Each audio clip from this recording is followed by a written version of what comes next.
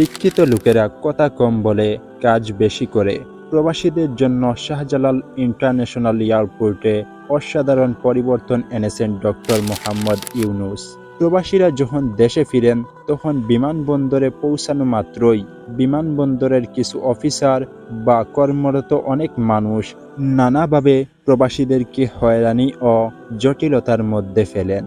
কিন্তু ডক্টর মোহাম্মদ ইউনূস প্রবাসীদের কথা চিন্তা করে শাহজালাল আন্তর্জাতিক বিমানবন্দরে অসাধারণ ৬টি পরিবর্তন নিয়ে আসছেন।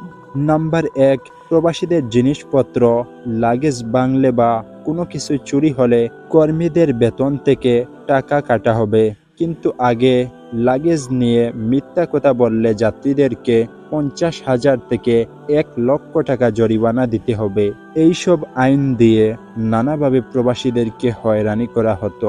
কিন্তু এবার ডক্টর মোহাম্মদ ইউনূস প্রবাসীদের লাগেজ নিয়ে সব ধরনের হয়রানি দূর করলেন। নাম্বার ২, বিমানবন্দরে যারা চাকরি করেন তারা সবাই প্রবাসীদের সাথে ভালো ব্যবহার করতে হবে। কিন্তু আগে বিমানবন্দরে প্রবাসীদের সাথে যে খারাপ ব্যবহার করা হতো তা আর বলার মতো নয়। নাম্বার ৩, দ্রুত লাগেজ প্রদান করা হবে। আগে যেমন লাগেজ হাতে পাওয়ার জন্য অনেক সময় অপেক্ষা করতে হতো তা এখন আর হবে না, প্রবাসীদেরকে গুরুত্বের সাথে দেখা হবে। নাম্বার ৪, প্রবাসীরা দেশে ফিরে আসার পর তাদের আত্মীয় স্বজনদের সাথে যোগাযোগ করার জন্য বিমানবন্দরে ফ্রি টেলিফোন থাকবে।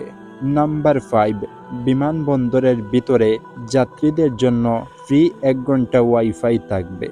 নাম্বার ৬, হেল্প ডেস্ক ও দ্রুত কাস্টমার সার্ভিস থাকবে।